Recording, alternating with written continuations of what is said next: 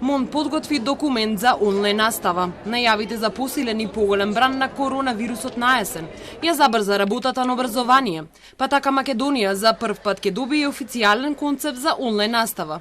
Изнуден од пандемијата, поради која 3 месеци родителите беа и во улога на наставници, децата учеа од дома и ги оценуваа онлайн.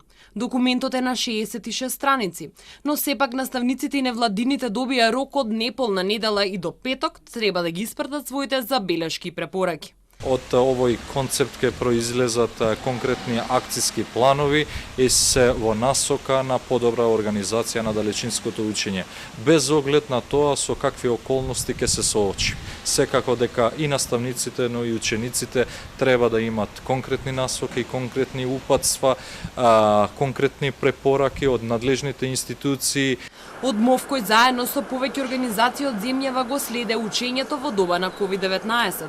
Вела дека мора да се реши проблемот на семејствата кои немаат доволно компјутери за учење. Дека наставниците и професорите треба да се обучат за да може да предаваат онлайн.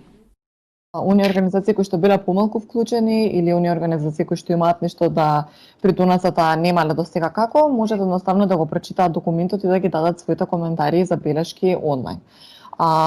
Недостаток во целиот процес е тоа што времето е навистина кратко, односно еве оваа недела беше објавен документот, денот мислам дека за давање на последните коментари е 10 јули, тоа е овој петок, така што нема многу време за да се влезе подлабоко во оние нешта кои што недостасуваат или кои што може да се доработуваат. Инаку училиштата и факултетите беа затворени на 11 март, а засега нема најава кога повторно учениците ќе седнат во клупа.